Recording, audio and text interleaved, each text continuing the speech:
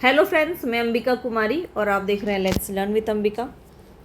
यहाँ पे आपको मैं हिंदी साहित्य और हिंदी व्याकरण से संबंधित प्रश्न करवा रही हूँ, जहाँ पे 100 क्वेश्चन का एक पूरा प्रीवियस क्वेश्चन है, जो आपका मॉक कह सकते हैं आप, मॉक टेस्ट की तरह पूरे 100 क्वेश्चंस का आपका यहाँ पे एक सेट है, जहाँ पे हमने 50 क्वेश्चन कल देखा, 50 क्वेश्चन हम आज देखने वाले हैं। कल का जो हमारा क्लास था उसमें हमने साहित्य के पोर्शन को बेसिकली अच्छे से कवर किया और लगभग 10 क्वेश्चन आपके व्याकरण के भी थे। लेकिन आज जो रहेगा आपका व्याकरण से संबंधित प्रश्न रहेगा, जिसमें शब्द शक्ति आपको मिलेगा, अलंकार मिलेगा, वाक्य होगा, संधि होगा। इस प्रकार से बहुत सारे मल्टीपल आपके टॉपिक्स कवर होंगे। ठीक है, तो फटाफट से वीडियो पे आ जाइए सभी लोग, जितने भी लोग चैनल पे जुड़ गए हैं। जो भी सब्सक्राइब नहीं किए हैं, सब्सक्राइब करके बेल आइकन ज़रूर दबा लीजिएगा। सैटरडे संडे आपका हिंदी का एक सेट होता है, जिसमें 100 क्वेश्चंस होते हैं। सैटरडे को हम 50 करेंगे और संडे को हम 50 करेंगे। तो ये आपका हिंदी का रहता है कि ठीक है, 100 क्वेश्चन यानी कि एक सेट आपका कंप्लीट होगा सैटरडे संडे को। और बाकी दिन जो है अभी हम फ़िलहाल वो आपका ज्योग्राफी कर रहे हैं। आपने नहीं देखा है तो आप प्लीज़ उसको कंप्लीट देखिए, क्योंकि आपके किसी भी एग्ज़ाम की तैयारी आप कर रहे हो, बहुत ज़्यादा इम्पॉर्टेंट वो हो जाता है। अभी हाल ही में कौन सा एग्ज़ाम आपको देखने को मिल सकता है, तो बीपीएससी का एग्ज़ाम देखने को मिल सकता है। और बीपीएससी के एग्ज़ाम में जीके जीएस का अगर हम सामान्य वाला 40 क्वेश्चन देखें, जो 6 से 12 में आता है आपका, तो उसमें लगभग 8 क्वेश्चन आपके जो होते हैं वो ज्योग्राफी से होते हैं और बहुत ही इम्पॉर्टेंट होगा। तो उसको ज़रूर देखिएगा, क्योंकि उसमें हर एक टॉपिक से क्वेश्चन आपका पूछा जा रहा है। तो चलिए हम यहाँ पे स्टार्ट करते हैं। 50 तक हमने कंप्लीट कर लिया था, हम आगे बढ़ते हैं। पसंद आता है तो प्लीज़ आप लोग लाइक कर दिया करें और कमेंट में ज़रूर बताया करें कितने क्वेश्चंस आपके सही हो रहे हैं। ठीक है, हम आगे बढ़ते हैं। नेक्स्ट हमारा जो क्वेश्चन है वो पर्यायवाची से है। पूछा जा रहा है कि निम्न विकल्पों में से उस विकल्प का चयन कीजिए जो दिए गए शब्द पर्यायवाची का शब्द नहीं है। चातक का कौन सा पर्यायवाची शब्द यहाँ पे नहीं है वो आपको बताना है। तो वन प्रिय होगा, सारन होगा, पपीहा होगा या स्वाति भक्त, बताएंगे। 51 नंबर में आपका राइट ऑप्शन क्या हो जाएगा। तो आई होप आप अपना आंसर लगा चुके होंगे। यहाँ पे याद रखिए, सारन जो है वो भी आपका चातक का ही पर्यायवाची शब्द है, पपीहा भी और स्वाति भक्त भी। वन प्रिय जो है वो ए ऑप्शन आपका यहाँ पे सही हो जाएगा, क्योंकि वन प्रिय जो है वो चातक का पर्यायवाची शब्द नहीं है। ठीक है, तो याद रखिए, अगर हम बात करें चातक का, तो सारन, मेघ जीवन, पपीहा, स्वाति भक्त, ये सब इसी का क्या है, पर्यायवाची है। और अगर हम वन प्रिय की बात करें तो ये कोयल का पर्यायवाची है। ठीक है, कोयल के हम कुछ अन्य पर्यायवाची को भी देख लेते हैं, हो सकता है आपके एग्ज़ाम में पूछ लिया जाए, तो ध्यान रखिएगा, ऐसे प्रश्न बहुत बनते हैं। कोकिला, सारिका, काकपाली और बसंत दूत। बसंत दूत बहुत पूछा जाता है। ठीक है, तो याद रखिएगा, ये सारे क्वेश्चंस आपको ध्यान में रखने हैं। आगे बढ़ते हैं नेक्स्ट क्वेश्चन पे। नेक्स्ट क्वेश्चन है यहाँ पे आपका एकार्थी शब्द से संबंधित क्वेश्चन है। जिसे कभी बुढ़ापा ना आए, क्या होगा, अगम्य होगा, अमर होगा, अक्षम्य होगा, अजर होगा। जिसे कभी बुढ़ापा ना आए, तो बताएंगे यहाँ पे 52 नंबर में राइट ऑप्शन क्या होगा। अगम्य नहीं हो सकता, अमर भी नहीं हो सकता, जिसे कभी बुढ़ापा ना आए मतलब उसका जो अजर होना, मतलब अजर होना मतलब क्या होता है, जिसका जो शरीर है वो, जिसका जो शरीर है वो जीर्ण नहीं होगा, तो अजर हो जाएगा। डी ऑप्शन यहाँ पे आपका सही हो जाएगा। ठीक है, अगर अन्य हम बात करें अगम्य की, तो जहाँ पे पहुँचना कठिन हो। अमर का मतलब होता है जो कभी ना मरे, और अक्षम्य का मतलब होता है जो क्षमा योग्य ना हो। ठीक है, तो ये सब भी आपको साथ साथ में ध्यान रखना है। आगे बढ़ते हैं। बहुत ही फेमस है ये आपका अलंकार, जहाँ से क्वेश्चन पूछा गया है। अंबर पनघट में डुबो रही तारा घट उषा नागरी, बताएंगे इसमें अलंकार कौन सा है। श्लेष अलंकार, वक्रोक्ति, रूपक या यमक। 53 नंबर पे हम पहुँच चुके हैं, बताएंगे राइट ऑप्शन क्या होगा। अंबर पनघट में डुबो रही तारा घट उषा नागरी। तो आपको पहले तो ये पता है कि जो आपका योजन चिन्ह जो लगता है वो आपका किस में लगता है, रूपक में लगता है ज़्यादातर, आप देखेंगे। और यहाँ पे आप देख रहे हैं कि किस प्रकार से जो है तुलनात्मक तरीके से बात की जा रही है, और किसी से किसी की जब तुलना होती है तो आपका क्या हो जाता है, रूपक हो जाता है। और यहाँ पे आप देख रहे हैं कि उपमेय पर उपमान का जब आरोप होता है या उपमान और उपमेय का अभेद ही रूपक होता है। मतलब अगर कह दिया जाए अंबर पनघट में डुबो रही, तारा घट ऊषा नागरी, मतलब यहाँ पे जो डिफरेंस को मिटा दिया गया है, जो उपमान और उपमेय का डिफरेंस है ना, उसको अगर मिटा दिया जाए तो वो आपका रूपक के अंदर आ जाता है। कई बार जो है आपका ये परिभाषा ही पूछ लिया जाता है एग्ज़ाम में, तो इसलिए आप इसको भी ध्यान में रखेंगे, ठीक है। तो यहाँ पे इस पंक्ति का अगर हम अर्थ देखें तो तारा और ऊषा इन दोनों का क्या किया गया है, इनका ही तुलना किया गया है, जिसको तुलना ना करके इन्होंने उसे मान ही लिया है, ठीक है। क्रमशः अगर हम देखें तो पनघट, जिसमें घट और नागरी, ये जो है उपमान का आरोप यहाँ पे सिद्ध हो रहा है। तो समझ गए होंगे यहाँ पे रूपक अलंकार कैसे होगा। आगे बढ़ते हैं नेक्स्ट क्वेश्चन पे। नेक्स्ट क्वेश्चन है मिश्र वाक्य को पहचानिए। मिश्र वाक्य को पहचानना है तो इस प्रकार के क्वेश्चन आपके एग्ज़ाम में बहुत ज़्यादा पूछे जाते हैं। तो यहाँ पे देख लेंगे, तुम अगर अपना काम जल्दी कर लो, पूरा कर लो तो हम घूमने जा सकते हैं। मैं भी तुम्हारे जैसा डॉक्टर बनना चाहता हूँ। रेलगाड़ी बहुत धीरे चल रही है, उसने आज गृह कार्य नहीं किया। तो देखिए थोड़ा सा घुमा फिरा के क्वेश्चंस में अगर आप समझेंगे तो एक ही वाक्य जिसमें थोड़ा सा मिश्रित है, कोई बात को घुमा के बात किया जा रहा है, वो कौन सा है आपका 54 में। तो याद रखिए कौन सा ए ऑप्शन आपका सही हो जाएगा। बाकी सब तो आपका सरल वाक्य के अंदर ही आ रहा है। आगे बढ़ते हैं। ये आपको पिछले भी क्लास में मैंने बताया था कि रचना के आधार पे कितने वाक्य होते हैं, 3 प्रकार के। अर्थ के आधार पे 8 प्रकार के। कौन कौन से हैं ये सारा आप यहाँ पे देख ही सकते हैं, जो हमने काफ़ी बार इसको डिस्कस भी किया है। आगे फिर से हम देखते हैं।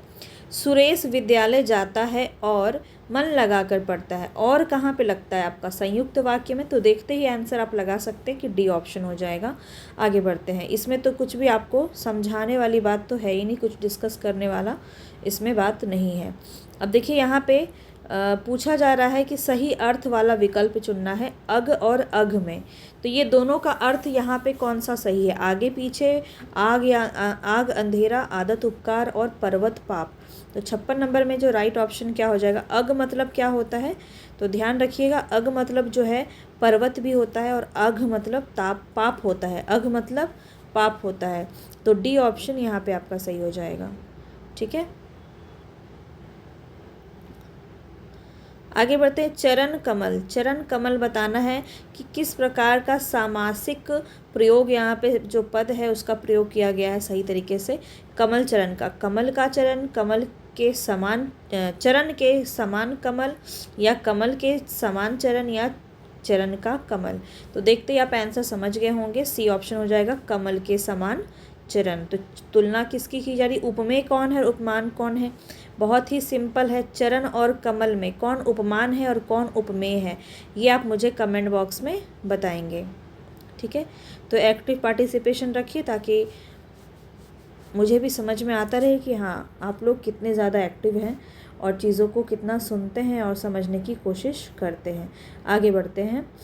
नेक्स्ट जो हमारा प्रश्न है वो है, निम्न में से कौन सा उत्तम पुरुष वाक्य का सही उदाहरण है, सही विकल्प है। तुम, हमारे, वे और यह। तो उत्तम पुरुष आपको पता है कि 3 प्रकार के जो है यहाँ पे पुरुष हो जाएंगे, कौन से, उत्तम पुरुष, अन्य पुरुष और एक मध्यम पुरुष।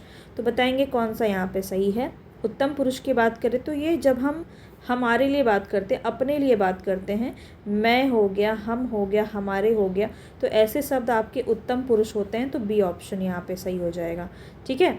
और अगर हम बात करें जब वक्ता अपने नाम के स्थान पर जिन शब्दों का प्रयोग करता है, अगर हम देखिए थोड़ा सा औपचारिक रूप में अगर देखें परिभाषा के रूप में, तो यहाँ पे वक्ता जो बोल रहा है, ठीक है, जो बोल रहा है वो अपने बारे में जब बात करता है तो क्या शब्द यूज़ करता है, मैं, मेरा, मैंने, हम, हमारा, हमने, मुझे, मुझको। तो ऐसे शब्दों का जब प्रयोग होता है वो हमारा क्या कहलाता है, उत्तम पुरुषवाचक सर्वनाम कहलाता है। जब हम बात करें मध्यम पुरुषवाचक की, तो जो वक्ता जिससे बात कर रहा है, ठीक है, जिससे बात करता है उसको जिस तरह से संबोधित करेगा वो जो शब्द होगा वो आपका क्या होगा, मध्यम पुरुष के अंदर आएगा। यानी कि किसके मध्य में बात हो रही है, एक तो कोई बोलने वाला होगा और कोई एक सुनने वाला भी होगा ना। तो जो मध्यम है वो कौन है, तू, तुम, तुम्हें, तुमने, तुमको, आप, आपने, आपको। तो ऐसे शब्दों में हम क्या बोलेंगे? मध्यम पुरुष। और जब वक्ता और श्रोता के अलावा कोई अन्य व्यक्ति जिसके बारे में बात हो रही है, जब किसी अन्य के बारे में बात होती है तो वहाँ पे अन्य पुरुषवाचक सर्वनाम आता है, जैसे वह, वे, उनसे, उनको, उन्हें। ठीक है, तो आप समझ गए होंगे। ये तीनों में से किसी भी प्रकार से आपका प्रश्न पूछेगा तो आप इसका आंसर कर सकते हैं।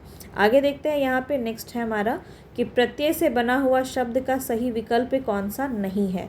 ऐसे प्रश्नों पर विशेष ध्यान दिया कीजिए, क्योंकि नहीं शब्द अगर आपने नहीं देखा तो फिर आप एग्ज़ाम में गलत करेंगे। और एग्ज़ाम में पर्टिकुलरली अगर हम बात करें तो विशेष रूप से एग्ज़ाम में आपको ऐसे प्रश्नों में नहीं दिखता है। ठीक है, ये अक्सर होता है, तो इसलिए आपको ध्यान में रखना है। जब आप एग्ज़ाम हॉल से बाहर आएंगे तब आपको देखने को मिलेगा सबसे पहले बड़ा नहीं शब्द। ठीक है, और फिर आप जो है परेशान होंगे कि हमने तो नहीं देखा ही नहीं।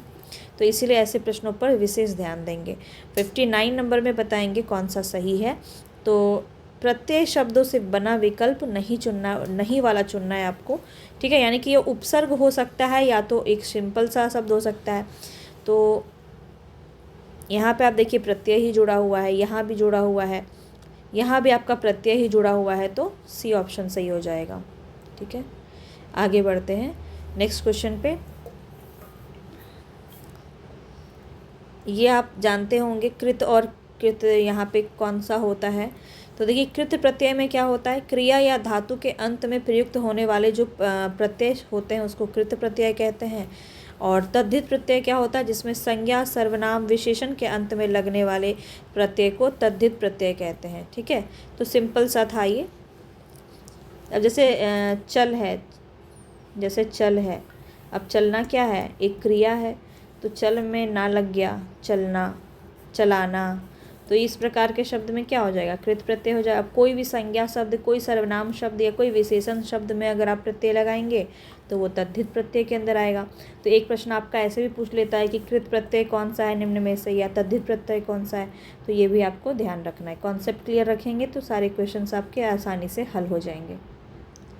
आगे बढ़ते हैं नेक्स्ट क्वेश्चन पे। नेक्स्ट क्वेश्चन है यहाँ पे आपका विलोम शब्द से प्रश्न है। उद्यमी बताएंगे। उद्यमी कल जो हमने क्लास लिया था उसमें हमने उद्यमी का आपको ऐसे ही एक्सप्लेनेशन में दिया हुआ था, और वहाँ से देखिए आज क्वेश्चन बन गया है। तो जो भी एक्सप्लेन कराया जाता है ना उसको भी आप ध्यान से सुना करें। और उद्यमी का क्या होगा, यहाँ पे विलोम शब्द बताएंगे। 60 नंबर में हम आ चुके हैं और यहाँ पे आलसी हो जाएगा बी ऑप्शन। चलिए आगे बढ़ते हैं नेक्स्ट क्वेश्चन पे। ये क्वेश्चन भी आपका देखिए पूछा गया था बीपीएससी में, है ना। अकेला चना भाड़ नहीं फोड़ सकता, बताना है कि यहाँ पे क्या हो जाएगा इसका अर्थ। अकेला मनुष्य अपने दम पर किसी बड़े काम को अंजाम नहीं दे सकता। मनचाही बात हो जाना, जहाँ मालिक मूर्ख हो वहाँ सद्गुणों का आदर नहीं होता। शारीरिक बल और बुद्धि के बीच बुद्धि ही श्रेष्ठ होती है। तो यहाँ पे इसका सीधा सीधा अर्थ तो एक ही है, वो है अकेला मनुष्य अपने दम पर किसी बड़े काम को अंजाम नहीं दे सकता। आगे बढ़ते हैं, इसमें तो कुछ समझाने वाली बात है नहीं। देखिए और भी बहुत सारी ऐसी लोकोक्ति है जहाँ से प्रश्न बनते हैं। जैसे एक है अंधा क्या जाने दो आँखें, इसका मतलब मनचाही बात हो जाना। अंधेर नगरी चौपट राजा, इस प्रकार के चीज़ें होती। टके शेर भाजी टके शेर खाजा, अकल बढ़िया भैंस, तो इस प्रकार की चीज़ें आपको बहुत ज़्यादा पूछी जाती है। आगे बढ़ते हैं। अगला जो हमारा प्रश्न है वो है अपनी टांग उघाड़िए आप ही मरिए लाज। तो ये जो लोकोक्ति है इसके बारे में बताना है कि इसका अर्थ क्या होगा। 62 नंबर पे हम पहुंच चुके हैं। अपना दोस्त स्वयं को दिखाई नहीं देता, कुरूप व्यक्ति का अधिक श्रृंगार करना, छल की कमाई यूं ही समाप्त हो जाती है, या अपने घर की बात दूसरों से कहने पर बदनामी होती है। इसमें से कौन सा अर्थ होगा यहाँ पे, तो यहाँ पे याद रखिए डी ऑप्शन आपका बिल्कुल सही हो जाएगा। ठीक है, कि अपने घर की बात दूसरों से कहने पर क्या होती है, और ज़्यादा बदनामी होती है। आगे बढ़ते हैं। अब देखिए कुछ आपके जो है यहाँ पे भाषा विज्ञान से भी प्रश्न रहेंगे। तो भोजपुरी बोली का नाम किस गांव के आधार पर पड़ा, भोजपुर, छत्तीसगढ़, जयपुर या किशनगंज। किशनगढ़। तो बताइए कौन सा यहाँ पे सही होगा। देखते ही समझ में आ गया, इससे ज़्यादा सिंपल तो कुछ हो ही नहीं सकता। भोजपुर नाम पे क्या पड़ा है, भोजपुरी। ठीक है, आगे देखते हैं।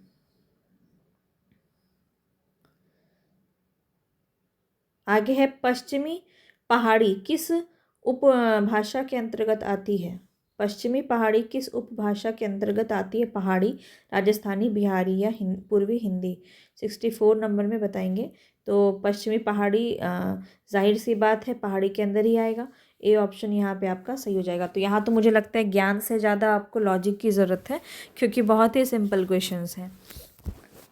आगे बढ़ते हैं। आगे हमारा जो प्रश्न है वो है हिंदी की शैली नहीं माने जाते हैं। कौन सा ऐसा है जो हिंदी की शैली नहीं माना जाता है। मसनवी, संस्कृतनिष्ठ हिंदी, दक्खनी या हिंदुस्तानी। इसमें से कौन सा एक है जो हिंदी की शैली नहीं है।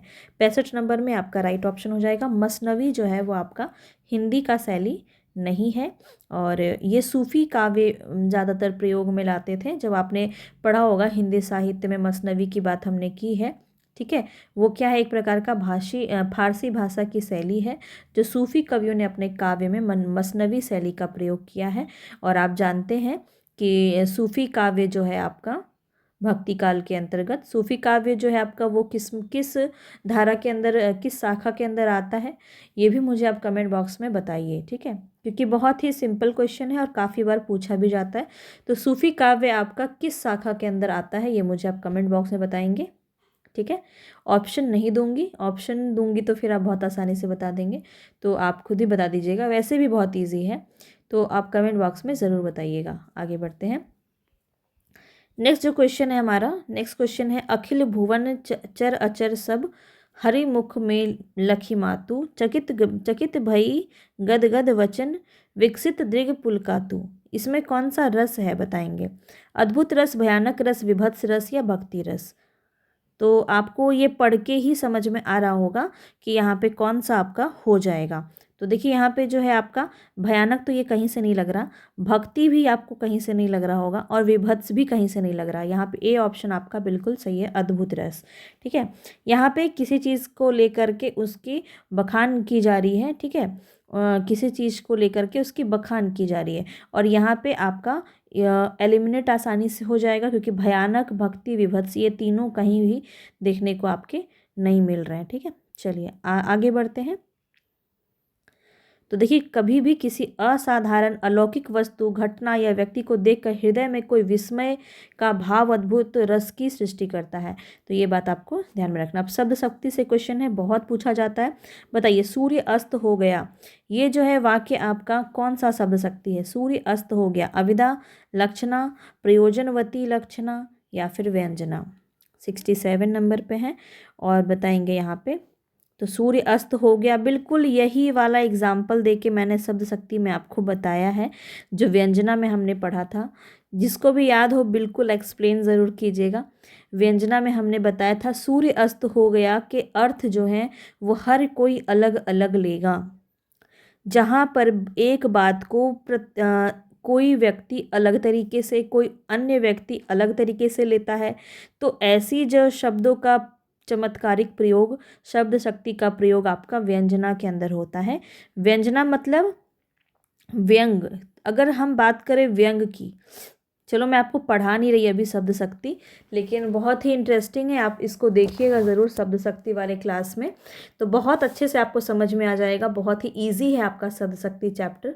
ठीक है, तो सूर्य अस्त हो गया, यहाँ पे सीधा मैं आपको बता देती हूँ कि हर कोई इसका अर्थ अलग अलग लेगा। जैसे किसान इसका अर्थ लेगा कि अब जो है यहाँ पे सूर्य अस्त हो गया है, तो अब हमें यहाँ से लौटना है। जैसे कि खिलाड़ी इसका अलग लेगा, उसका खेल का समय ख़त्म हो गया है।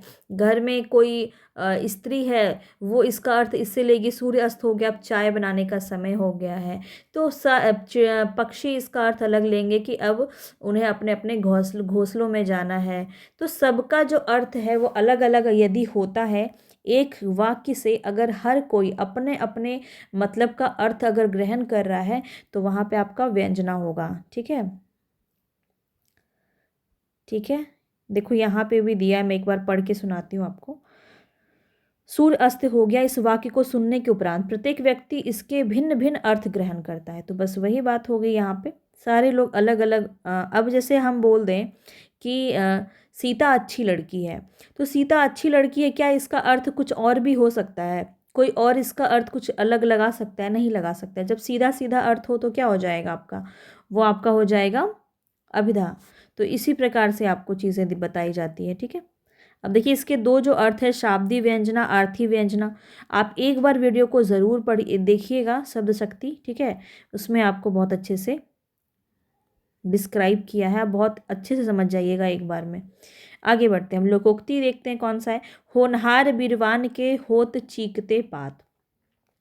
तो यहाँ पे इसका अर्थ क्या है? किसी से व्यवस्थापूर्ण मांगना, ऊपर से भला बनकर धोखा देना, प्रतिभा बचपन में दिखाई देती है, और व्यर्थ गले पड़ना। होनहार बिरवान के होत चीकने पात, मतलब जो होनहार बच्चा है उसका बचपन में ही जो उसका चिकना दिखने लगती है, कह सकते हैं आपकी प्रतिभा जो है वो बचपन से ही दिखी जाती है। कहते हैं ना कि ये तो बड़ा होकर के पक्का डॉक्टर बनेगा, या ये तो बड़ा होकर के बहुत बड़ा आदमी बनेगा, या ये तो कुछ नहीं करेगा, दिन भर खेलता रहता है, ये तो कुछ नहीं कर पाएगा, ये हो सकता है ये क्रिकेटर बनेगा।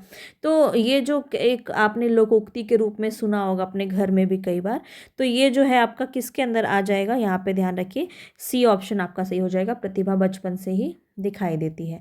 आगे बढ़ते हैं, फिर से एक अलंकार जो कि काफ़ी बार एग्जाम में पूछा जाता है। बीती विभागरी जागरी पन अंबर पनघट में डुबो रही तारा घट ऊषा नागरी। अभी आपने इसको किया था, बस इसमें इसको मिला दिया है।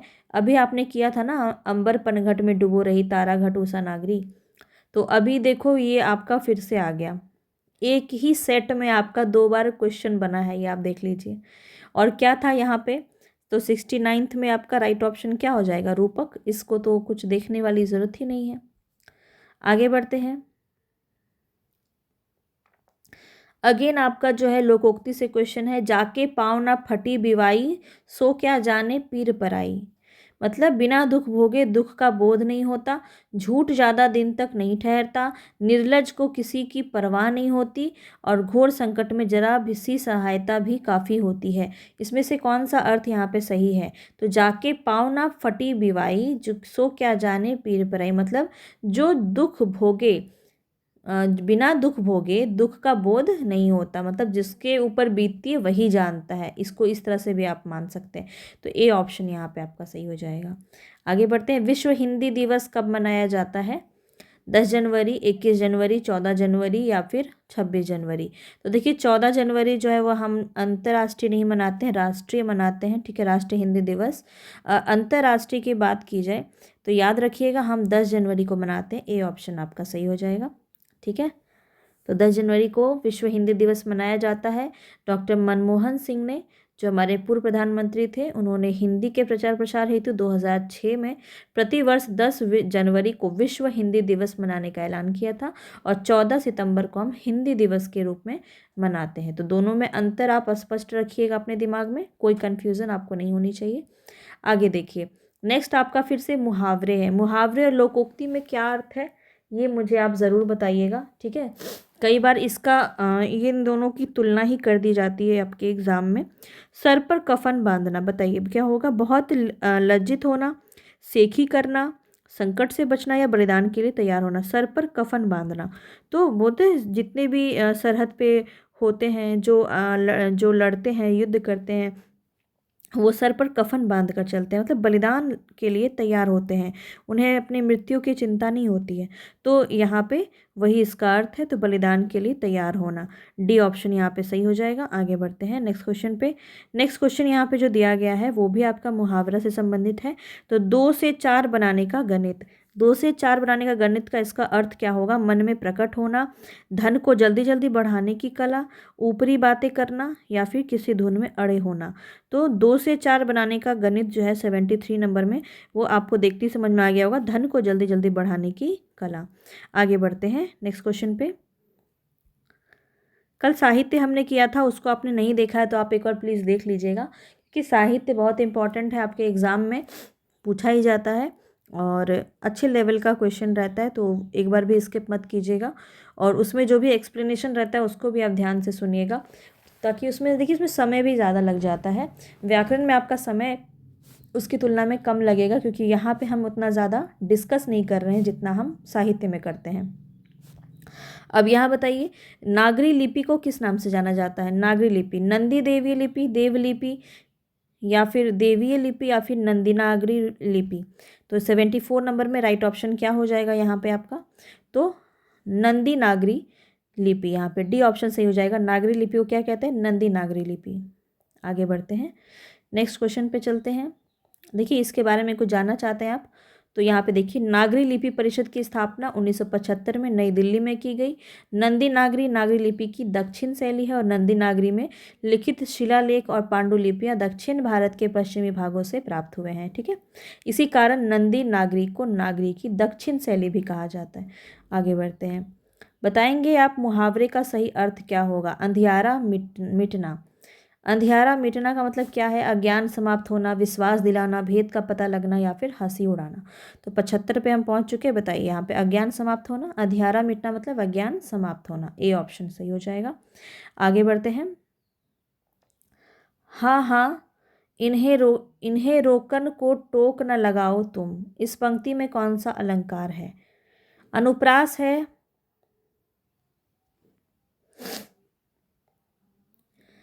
बताएंगे यहाँ पे। तो इसमें अलंकार क्या होगा? अनुप्रास है, उपमा है, विप्सा है, या पुनरुक्तिवाद भाष है। तो देखिए पुनरुक्ति आप लोग मान के चल रहे होंगे, क्योंकि यहाँ पे 2 बार हा शब्द का प्रयोग हुआ है। लेकिन अगर हम किसी भी प्रकार की भावनाओं को व्यक्त करते हैं और इस प्रकार के सूचक शब्द का प्रयोग करते हैं, ठीक है, विस्मय आदि सूचक का प्रयोग करते हैं, तो वहाँ पे आपका विप्सा हो जाता है। सी ऑप्शन सही हो जाएगा यहाँ पे। ठीक है, याद रखिएगा। देखिए यहाँ भी आपका दिया है, किसी भी प्रकार का आदर, घबराहट, घृणा, आश्चर्य, रोचकता आदि प्रदर्शित करने के लिए जो शब्द का प्रयोग होता है, तो वहाँ पे हमारा विप्सा अलंकार होता है। याद रहेगा। आगे बढ़ते हैं, अब रस का क्वेश्चन है नेक्स्ट आपका। राम को रूप निहारती जानकी, कंगन के नग की परछाई, याते सबे सुधी भूली गई, कर टेकी रही पलकें टारत नाही। अब यहाँ पे बताइए कि हास्य रस है, श्रृंगार रस है, शांत रस है, या करुण रस है? तो करुण रस क्यों होगा यहाँ पे? शांत रस भी क्यों होगा? जब राम और जानकी की बात की जा रही है, तो यहाँ पे क्या हो जाएगा? श्रृंगार रस हो जाएगा। ठीक है, बी ऑप्शन सही है। आगे बढ़ते हैं, देवनागरी लिपि कैसे लिखी जाती है? दाईं से बाईं ओर, नीचे से ऊपर की ओर, ऊपर से नीचे की ओर, या बाईं से दाईं ओर? तो ये तो आप सभी जानते हैं। यहाँ पे राइट ऑप्शन, इसमें तो सोचने वाली कोई बात ही नहीं है। तो क्या हो जाएगा आपका? यहाँ पे राइट ऑप्शन हो जाएगा बाईं से दाईं ओर। आगे बढ़ते हैं, इसके बारे में देखिए कुछ बातें यहाँ दी गई हैं, इसको एक बार देख लीजिए। तो बाईं से दाईं ओर लिखी जाती है। देवनागरी लिपि का विकास 10वीं सदी में ब्राह्मी लिपि से हुआ, और इसका पहला प्रयोग गुजरात राज्य में मिलता है, और इसका शिलालेख है जो गुजरात नरेश हैं जय भट्ट। ये जब आपको भाषा विज्ञान पढ़ाया था, वहाँ पे भी आपको ये बातें मैंने बताई थी। 7वीं-8वीं सदी में इसका शिलालेख मिलता है। भारत की संविधान सभा की बात करें तो 14 सितंबर 1949 को भारत के संविधान में 8वीं अनुसूची और अनुच्छेद, दोनों याद रखिए, अनुसूची भी और अनुच्छेद भी। 8वीं अनुसूची और अनुच्छेद होगा आपका 343 नंबर 1, ठीक है, में हिंदी को राजभाषा और देवनागरी लिपि को मान्यता दी गई थी। ठीक है, आगे बढ़ते, कार्यकाली हिंदी की भाषा कैसी होनी चाहिए? अभिधात्मक, लक्षात्मक, व्यंजनात्मक, या अभिधा लक्षणा मिश्रित? कार्यालय हिंदी की भाषा बताएंगे तो बिल्कुल अभिधात्मक होना चाहिए, स्पष्ट, सीधा, सरल भाषा होना चाहिए। बिल्कुल भी लक्षणात्मक या व्यंजनात्मक नहीं होना चाहिए। ठीक है, सीधा सरल होगा तभी तो आप उसको पढ़ पाइएगा। क्या वहाँ पे भी व्यंग में बात करेगा अगर आधिकारिक भाषा में, तो जो नोटिस आएगा उसमें आप तो बोलेगा कुछ, आप समझेंगे कुछ, है ना। तो अभिधात्मक होना चाहिए, ए ऑप्शन सही है। आगे बढ़िए, मध्यकालीन भारतीय आर्य भाषा का सही कालक्रम क्या है? कालक्रम बताना है। भाषा विज्ञान वाला क्लास ज़रूर एक बार देखिए, वहाँ पे मैंने आपको सारी बातें बहुत डिटेल में बताई हैं। तो 80 में पहुँच चुके हैं। यहाँ पे राइट ऑप्शन आपका होगा 500 ईसा पूर्व से 1000 ईस्वी। ठीक है, सी ऑप्शन आपका सही है। आगे बढ़ते हैं। यहाँ पे देखिए सारा दिया हुआ है, एक बार आप इसको रिवीजन कर सकते हैं। प्राचीन भारतीय आर्य भाषा जो है आपका 2000 से 500 ईसा पूर्व है, और इसके अंदर आपका वैदिक संस्कृत, संस्कृत, लौकिक संस्कृत आता है। इसके बाद हम आ जाते हैं मध्यकालीन, इसमें आपका 500 ईसा पूर्व से 1000 ईस्वी है। इसके अंदर आपका आता है पाली, प्राकृत, अभ्रंश, ठीक है, प्रथम प्राकृत, द्वितीय प्राकृत और तृतीय प्राकृत के नाम से भी आप इसको जानते हैं। इसका समय भी आप देख सकते हैं, मगर ये आपसे नहीं पूछता है, ये वाला पूछता है। फिर आधुनिक भारतीय आर्य भाषा आपका 1000 ईस्वी से अब तक वाला आधुनिक के अंदर आएगा, ठीक है। अब देखिए यहाँ पे आपके कुछ गद्यांश और पद्यांश के प्रश्न हैं, बस इसको हम देखेंगे फटाफट से। तो सबसे पहले आपको क्या करना है, मैंने पहली ही क्लास में एक बार बताया था आपको कि सबसे पहले जो है आपको क्या करना है, पढ़ना है, ठीक है। तो ध्यान से पढ़ेंगे कि नाव गर्व से सर उठाकर नदी की लहरों पर दौड़ती चली जाती है और पानी उसका जयकार करता हुआ उसे अपने हाथों में उठाए रहता है, किंतु जब नाव डूबती है तो अपने ही छोटे से छेद के कारण जो धीरे धीरे कब हो गया वह जान नहीं पाती, और छेद हो जाने पर वही पानी उसे खींच कर डुबो देती है। यहाँ पे प्रकृति का एक वर्णन हो रहा है, ठीक है। अब यहाँ पे क्या बोल रहा है कि व्यक्ति भी जब डूबता है तो अपने ही किसी छेद के कारण, जिसे उसे मामूली सा समझकर अनदेखा कर दिया था, हर विपत्ति पर हम तभी हावी होते हैं जब हम ढीले पड़ जाते हैं। यदि हम प्रतिदिन सजग होकर इस बात पर दृष्टि दौड़ाते रहें कि हमारे प्रयासों से कहीं कोई कमी तो नहीं रह गई, तब हमें कोई भी पराजित नहीं कर सकता। अपने कल को कायर और निकम्मे लोग याद करके पछताते रहते हैं। जहां हम कल खड़े थे वहीं खड़े रहना अपराध है।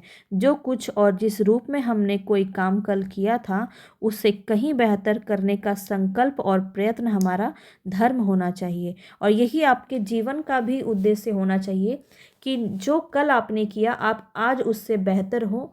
बस यही आपके लाइफ का जो है लक्ष्य होना चाहिए, और आप अपनी जगह पे पहुंच जाएंगे, ठीक है। जितना मेहनत आपने कल किया उससे थोड़ा मेहनत आज आपको ज़्यादा करना है। बस ये टारगेट हमेशा रखिए कि जितना मैंने आज पढ़ा, जितना ज्ञान मुझे आज मिला, उससे ज़्यादा ज्ञान मुझे कल मिलना है, ठीक है। तो प्रत्येक दिन आज को बेहतर बनाना ही आपका संकल्प होना चाहिए। बहुत ही अच्छा गद्यांश था। अब हम यहाँ देख लेते हैं इसके बारे में प्रश्न क्या पूछा गया है। आई थिंक बहुत आसानी से इसको आप सॉल्व कर लेंगे। अनुच्छेद में कहा है हमें क्या संकल्प करना चाहिए, क्या करना चाहिए, जहाँ थे वहीं रहने का, पहले से बेहतर काम करने का, सदा पहले की तरह ही काम करने का, या चीज़ों को अनदेखा करने का। तो क्या करने का, पहले से बेहतर काम करने का। तो 81 में आपका राइट ऑप्शन बी हो जाएगा, ठीक है। आगे बढ़ते हैं। नेक्स्ट क्वेश्चन है अपने कल को याद करके कायर और निकम्मे लोग क्या करते हैं, क्या करते हैं, पछताते हैं, सबसे छिपाते हैं, लोगों को बताते हैं, या सुधरते हैं। अपने कल को याद करके जो आपके गद्यांश में शब्द का यूज़ किया जाए, याद रखिए वही शब्द आपको यहाँ पे करना है। अपना अलग से दिमाग एडिशनल अपना बुद्धि नहीं लगाना है, ये बात आपको ध्यान में रखना है। तो क्या करते हैं, पछताते हैं, सबसे छिपाते हैं, लोगों को बताते हैं, ये सब आपको नहीं लगाना है। क्या करते हैं, तो याद रखिए पछताते हैं, ठीक है। जो कायर होते हैं, निकम्मे लोग होते हैं, वो अपने कल को याद करके पछताते हैं। आगे बढ़ते हैं। दिए गए विकल्प में अनुच्छेद में कौन सा शीर्षक सही है, नदी की लहर, सफलता का रहस्य, पराजित व्यक्ति, नाव का छेद। तो यहाँ पे यहाँ बताइए कि सटीक शीर्षक क्या होगा आपका। तो यहाँ पे जो है सफलता का रहस्य है यही कि हमें प्रत्येक दिन आज से बेहतर, कल से बेहतर होना है, और यही हमारा सफलता का रहस्य है। आपके जीवन का भी यही उद्देश्य होना चाहिए। आगे बढ़ते हैं। अनुच्छेद के अनुसार व्यक्ति के डूबने का क्या कारण होता है, अपनी गलती को अनदेखा करना, दूसरों की नकल करना, सदा सही काम करना, या गलती को सुधारना। अब जो आपके गद्यांश में दिया है वही आप करेंगे, वरना आपको लगेगा गलती को सुधारना व्यक्ति के डूबने का क्या कारण हो सकता है, दूसरों की नकल करते होंगे इसीलिए डूब गए। ऐसा नहीं है।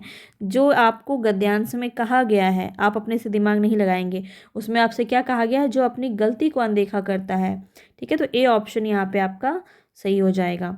अगर आप इस प्रकार से प्रश्न को लगाएंगे ना तो कभी भी अनुच्छेद और गद्यांश और पद्यांश से संबंधित प्रश्न आपके एक भी गलत नहीं होंगे। ये बहुत ही आपका मतलब पावर पॉइंट है, एक तरह से आप पूरा स्कोर कर सकते हैं इसमें और सेफ खेल सकते हैं। ठीक है, सेफ हो सकते हैं, अपना बहुत सारा मार्क्स को आप बचा सकते हैं। समानार्थी शब्द बताना है आपको। उद्देश्य संकल्प का समानार्थी शब्द क्या होगा? उद्देश्य, कार्य, कोशिश, प्रयत्न। संकल्प बोला जा रहा है तो संकल्प का क्या हो जाएगा? 85 में आप देखिए संकल्प का उद्देश्य हो जाएगा, बाकी तो कोई मैच भी नहीं कर रहा। ए ऑप्शन आपका सही हो जाएगा। ठीक है, क्या हो जाता है? उद्देश्य, इरादा, इच्छा शक्ति, कामना शक्ति, दृढ़ निश्चय, प्रतिज्ञा, व्रत, ये सब आपका संकल्प के पर्यायवाची या समानार्थी शब्द हैं। आगे बढ़ते हैं। आगे आपका देखिए एक पद्यांश है। पद्यांश क्या है? आंसू से भाग्य पसीजा है, हे मित्र कहाँ इस जग में, नित्य यहाँ शक्ति के आगे दीपक जलते मगमग में। कुछ तनिक ध्यान से सोचो, धरती किसकी हो पाई, बोलो युग युग तक किसने किसकी विरुदावली गाई। मधुर मास मधुर रुचिकर हैं, पर पतझर भी आता है, जग रंगमंच का अभिनय जो आता सो जाता है। सचमुच सचमुच वह ही जीवित है जिसमें कुछ बल विक्रम है, पल पर घुड़दौड़ यहाँ के बल पौरुष का संगम है। दुर्बल को सहज मिटाकर चुपचाप समय खा जाता, वीर के ही गीतों को इतिहास सदा दोहराता। फिर क्या विषाद भय चिंता, जो होगा सब सह लेंगे, परिवर्तन की लहरों में जैसे होगा बह लेंगे। बहुत ही अच्छी कविता है और यहाँ पे पतझड़ का अर्थ क्या लिया गया है वो बताना है। सुख दुख खुशियाँ और ऋतु। तो पतझड़ आपको पता है एक ऋतु का नाम है, लेकिन यहाँ पे आप ऋतु नहीं लगा देंगे। यहाँ पे परिवर्तन का अर्थ क्या है? क्या विषाद भय चिंता, जो होगा सब सह लेंगे, परिवर्तन की लहरों से लहरों में जैसे होगा बह लेंगे। तो यहाँ पे आप देख रहे हैं कि कोई भी दुख होगा, मतलब जब परिवर्तन होता है तो बहुत सारे दुखों का सामना भी करना पड़ता है। ठीक है, तो यहाँ पे अब हम अगर बात करें तो जितने भी परिवर्तन की जो लहरें आएंगी उसमें हम बह लेंगे, ये कहा जा रहा है। तो 86 नंबर में आपका राइट ऑप्शन बी हो जाएगा, दुख। ठीक है, देख लेते हैं एक बार, दुख ही होगा। हाँ ठीक है, पतझड़ का अर्थ क्या है? दुख है। आगे देखिए शीर्षक क्या चुनेंगे? परिवर्तन की लहर, दुर्बल लोग, पतझड़ का समय या रंगमंच। तो यहाँ पे आप परिवर्तन की लहर, बिल्कुल एक ही है और तो कुछ आपका इससे रिलेटेड है भी नहीं, तो परिवर्तन की लहर हो जाएगा, ए ऑप्शन। आगे बढ़ते, इतिहास किसे सदैव दोहराता है? अभी हमने देखा इतिहास किसे सदैव दोहराता है। चिंता को एक बार देख लीजिए तब आप अच्छे से कर पाइएगा। इतिहास किसे दोहराता है? एक मिनट, देखिए यहाँ पे दिया है, वीरों के ही गीतों को इतिहास सदा दोहराता है। और कुछ आपको देखना ही नहीं है। ठीक है, और कुछ आपको नहीं देखना है, सीधा क्या करेंगे, जो आपसे वहाँ पे कहा गया है बस उसको यहाँ पे लगा देंगे। तो क्या हो जाएगा? वीरों के कार्य को सदैव इतिहास क्या करता है? दोहराता है। आगे देखिए, आगे है विषाद का पर्यायवाची शब्द कौन सा? नहीं है, नहीं पूछा जा रहा है। ठीक है, खुशी, सुस्ती, अवसाद, उदासी। अब देखो ये एक जैसा है, सुस्ती, अवसाद, उदासी। खुशी जो है इसका अपोजिट है। ठीक है, तो ये पर्यायवाची तो होगा नहीं विषाद का, तो ए ऑप्शन आपका सही हो जाएगा। आगे देखिए, काव्य के अनुसार समय किसे कहा जाता है? काव्य के अनुसार आपको बताना है कि किसे कहा जाता है। तो देखिए जो दुर्बल है उसको समय कहा जाता है। ठीक है, सी ऑप्शन सही हो जाएगा। आगे बढ़ते हैं, कौन सा शब्द लैटिन शब्द कॉग्नोस्केरे से व्युत्पन्न है? अब यहाँ पे आपका कुछ अलग क्वेश्चन है, 10 क्वेश्चन और रहेगा फिर हमारा आज का क्लास ख़त्म हो जाएगा। तो बताएंगे यहाँ 91 नंबर में, तो यहाँ पे कॉग्निशन जो है और कुछ आपका मिल भी नहीं रहा। ठीक है, कॉग्निशन का ही हो जाएगा यहाँ पे, ये लैटिन शब्द है कॉग्नोस्केरे। ठीक है, सी ऑप्शन सही हो जाएगा। आगे बढ़ते हैं, सीखना और अध्यापन के पाठ्यक्रम में सीखने के किस दृष्टिकोण पर चर्चा की गई है? सीखना मतलब भौतिक विज्ञान, अध्यापन विधि, मनोवैज्ञानिक और सामाजिक सांस्कृतिक, सक्रिय शिक्षा। तो यहाँ पे आपको बताना है कौन सा सही होगा। तो देखिए मनोवैज्ञानिक और सामाजिक सांस्कृतिक जो है आपका सीखना और अध्यापन के पाठ्यक्रम में सीखने के किन दृष्टिकोण पर बात की गई है, तो समावेशित दृष्टिकोण है और सारे रूप को यहाँ पे कवर किया गया। तो मनोवैज्ञानिक और सामाजिक सांस्कृतिक, सी ऑप्शन आपका सही हो जाएगा। आगे देखिए नेक्स्ट क्वेश्चन है, जिस विद्यालय में सभी छात्र एक छत के नीचे पढ़ सकते हैं उसे क्या कहते हैं? उसे विशेष विद्यालय कहते हैं, विशेषज्ञता विद्यालय कहते हैं, समावेशी विद्यालय कहते हैं, या फिर सामान्य विद्यालय कहते हैं। तो अब देखिए एक छत के नीचे आपका जो बच्चा पढ़ता है वो किसी भी प्रकार का बच्चा हो सकता है। वो हो सकता है विशिष्ट बालक भी हो और कुछ आपके सामान्य बालक भी हो, या हर किसी प्रकार के बच्चे अगर एक छत के नीचे पढ़ रहे हैं तो वो समावेशी विद्यालय होगा। सी ऑप्शन सही हो जाएगा। आगे बढ़ते हैं, ठीक है। आगे देखते हैं, निशुल्क और अनिवार्य शिक्षा किस अनुच्छेद के अंतर्गत आता है? निशुल्क और अनिवार्य शिक्षा जो है ये किसके अंतर्गत आता है? तो अनुच्छेद 21A, सी ऑप्शन यहाँ पे आपका सही हो जाएगा। ये कॉन्सेप्ट, ये तो बिल्कुल तथ्य पर आधारित प्रश्न है और इसमें कुछ और समझने की ज़रूरत नहीं है। आप सभी जानते हैं कि 6 से 14 वर्ष के जो बच्चे हैं उनको अनिवार्य एवं मुफ्त शिक्षा मौलिक अधिकार है और इसको प्रदान किया जाना है, ठीक है। ये किसके अंदर है आपका? आर्टिकल 21A, और ये 2009 में आपका पारित हुआ था, ये भी बात आप ध्यान में रखेंगे। और इसे 1 अप्रैल 2010 से जम्मू कश्मीर राज्य को छोड़कर संपूर्ण भारत में लागू किया गया। आगे बढ़ते हैं, नेक्स्ट है यहाँ पे, निर्णय का मूल्यांकन को डैश को सूचित करता है। निर्णय का मूल्यांकन जो है वो आपका डैश को सूचित करता है। थोड़ा सा पेडागोजी टाइप क्वेश्चन है ये, बताइएगा यहाँ पे क्या हो जाएगा। तो व्यक्तिपरक मूल्य, निर्णय का मूल्यांकन जो है उस एक व्यक्ति के अंदर जो उसका मूल्य है उसको सूचित करता है। सी ऑप्शन यहाँ पे आपका सही हो जाएगा, ठीक है। सी ऑप्शन आपका सही हो जाएगा। आगे बढ़ते हैं, वृद्धि और विकास के अनुसार प्रकृति का नियम क्या है? पेडागोजी से क्वेश्चन है, बताइए वृद्धि और विकास के अनुसार प्रकृति का क्या नियम है? फिर से बनाना, रद्दो बदल यानी ऑल्ट्रेशन, परिवर्तन या समानता। बताएंगे 96 में, तो परिवर्तन हो जाएगा, ठीक है। परिवर्तन जो है प्रकृति का नियम है, कुछ और देखने की ज़रूरत ही नहीं है। आगे देखिए, नेक्स्ट जो हमारा प्रश्न है, लड़के और लड़कियों की पोषण संबंधी आवश्यकताओं किस आयु तक समान होती है? पोषण संबंधी जो आवश्यकता है वो किस आयु तक समान होती है?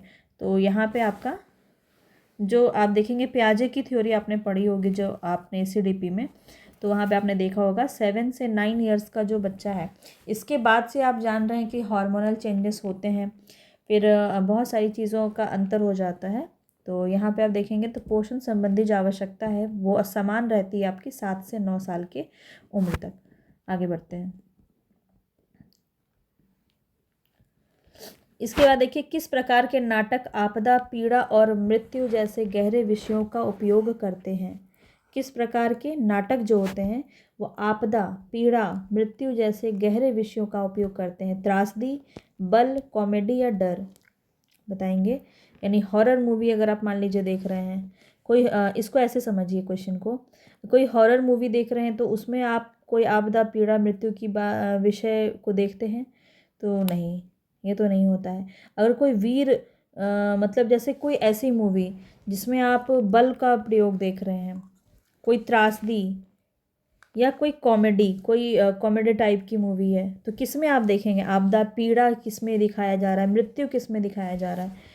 तो वो किस में हो जाएगा? त्रासदी वाले, जो जिसमें किसी चीज़ का एक्सीडेंट है, कोई भूकंप आ गया है या कोई कुछ ऐसा जो विषय होगा उसमें ये सारी चीज़ें आपको विषयों का उपयोग किया जाएगा।